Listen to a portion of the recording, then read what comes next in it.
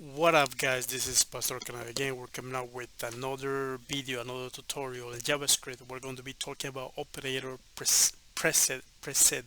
I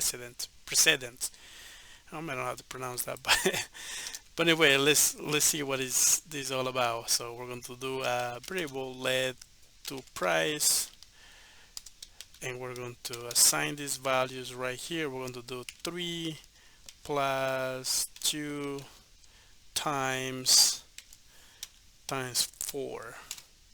Okay, let's end with a semicolon and let's show message where we're going to do the variable name, and sorry, gonna do the variable name. Let's end with the semicolon. um, Now right here, what do you think is going to be the answer? Let's save that.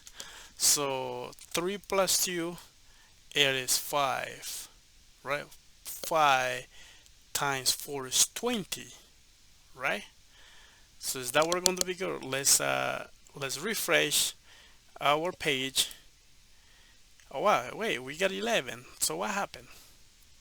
You know, actually that's what we're talking about. Operator precedence. So basically, from basic math from school, basic math from school, where we learn that usually multiplication and division will come first before addition and subtraction. So basically what happened is 4 times 2, it's 8, right? 8 plus 3, that's going to be 11. So that's what it gives us, right? And so we can learn more about this if you go to Google and then you do MDN, operator precedence.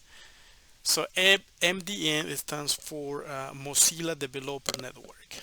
Okay, let's look for that and see, and let's go to operator precedence JavaScript. That's what we want. In here we have some examples right here, and also there's a table. If you scroll all the way down, where there's going to be a lot of reference and tell you a little bit more descriptions about right here. This table will give you more reference about it. You know, if you want to learn more, just come over here and then you will be able just to take a look and learn more. But one way just to get around this, if we just do parentheses, parentheses will be executed first before any multiplication or division. Okay, and now that's going to be 3 plus 2 is going to be 5. 5 times 4 is going to be 20. And we save that, and let's get rid of this, and let's refresh, and we got 20, the value 20.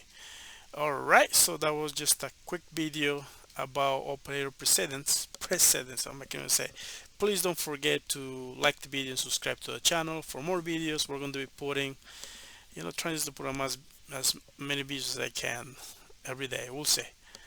All right, have a good night, and we'll see you in the next video. Okay, bye bye.